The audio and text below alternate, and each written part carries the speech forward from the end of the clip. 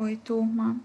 Então, dando continuidade ao nosso estudo sobre leis de Newton, nós precisamos falar de algo que é muito importante quando se fala de qualquer lei, que são os referenciais nos quais essas leis são válidas, tá? Então, primeiro, o que é um referencial, né? Um referencial, ele pode ser entendido, né, como um corpo ou um determinado local a partir do qual são feitas toda e qualquer observação de um fenômeno.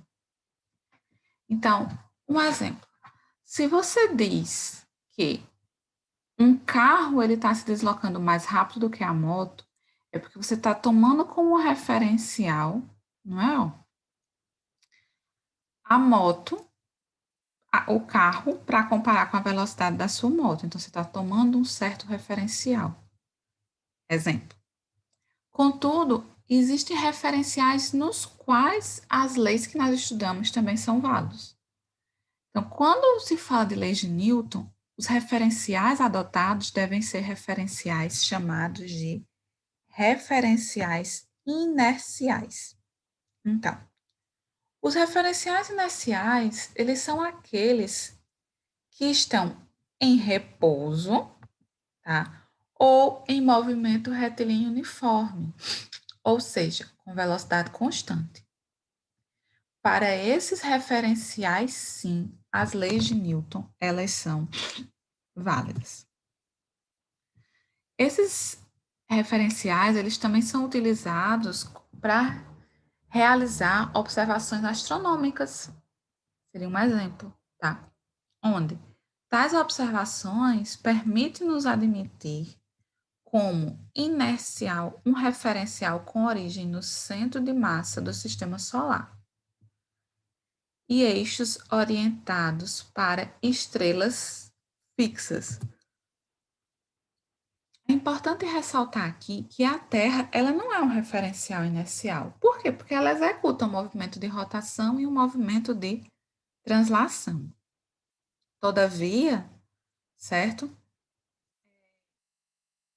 Os movimentos, certo, da Terra interferem muito, mas muito, muito pouco, certo? Nos movimentos usuais do nosso corpo e dos corpos que se deslocam sobre a superfície terrestre. Por isso, e somente só, certo? A análise de muitos, para não dizer todos os movimentos, certo, do cotidiano, são feitos considerando a Terra como um referencial inercial. Então, a partir de agora, nós sabemos que, toda vez que estamos falando de leis de Newton, nós estamos falando de referenciais inerciais.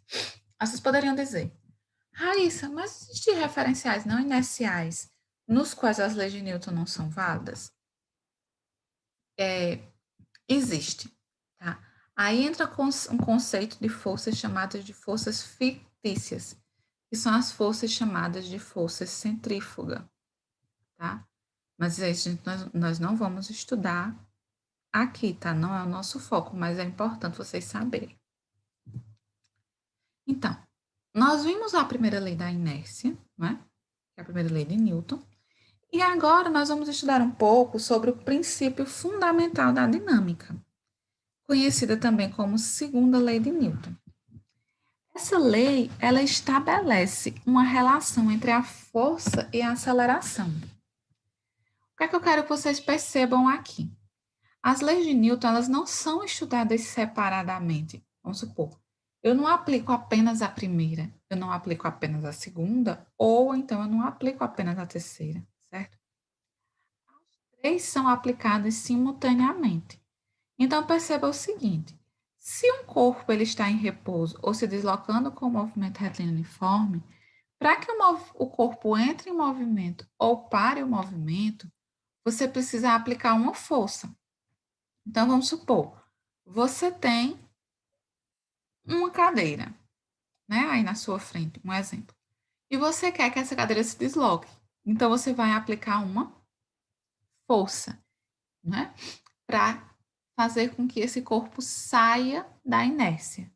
Mas quando você aplica uma força sobre esse corpo, ele passa a se deslocar, então ele ganha uma certa aceleração.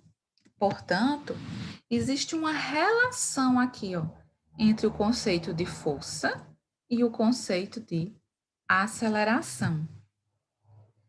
Isto porque a força resultante, ou seja, o conjunto de forças, todas as forças que atuam sobre um corpo, ela deve ser igual ao produto da massa do corpo pela aceleração do mesmo, onde a aceleração adquirida por uma partícula sobre a ação de uma força é diretamente proporcional à força e inversamente proporcional à massa da partícula. Em outras palavras, eu estou querendo dizer isso aqui, ó, que o conceito de força ele é igual ao produto da massa vezes a aceleração. Se eu só tenho uma força, ótimo, mas nós podemos ter um conjunto de forças atuando sobre o corpo. Daí entra esse somatóriozinho aqui, porque você vai somar todas as forças que existem e que estão atuando sobre o sistema, tá? Aqui, pessoal, existem algumas observações que são sempre válidas, tá? A primeira é: pode ocorrer situações onde o somatório de todas as forças do seu sistema seja nulo, tá? Você soma todas e iguala a zero. Por quê? Porque o corpo ele pode estar em repouso ou em movimento retilíneo uniforme. Desta forma, se o somatório das forças for igual a zero, obrigatoriamente a aceleração também é nula. Portanto, nós podemos concluir que a velocidade ela é constante. Além disso, a unidade de força no SI, ou seja, no Sistema Internacional de Medidas, certo? É Newton, que em unidades padrão, certo? Representa quilograma metros por segundo ao quadrado. Além disso, como eu falei na aula passada, a força, tanto a força como a aceleração, elas são grandezas físicas especiais, porque elas precisam que a gente indique um módulo, uma direção e um sentido. Então, a força, ela é uma grandeza vetorial, tá? Aqui é onde nós mais, eu não posso dizer que é um dos princípios, é a lei que nós mais utilizamos, porque na verdade nós usamos as três de forma conjunta, certo? Mas quando a gente começar a fazer exercícios, certo? Começar a discutir mais a fundo a aplicação de cada uma dessas leis, vocês vão ter a falsa ideia de que a lei mais utilizada é o princípio fundamental da dinâmica. Mas não é, a gente usa as três de forma conjunta. Então, essas forças que eu estou falando aqui, certo? Nós vamos estudar cada uma delas separada. Então, a gente vai estudar uma força de contato, a gente vai estudar uma força de atrito, uma força peso, uma força de tração, tá? Inúmeras forças nós vamos estudar, a força elástica, ao longo das nossas aulas, tá bem? Então, na próxima aula, nós vamos discutir um pouco sobre a terceira lei de Newton, que é conhecida como lei de ação e reação.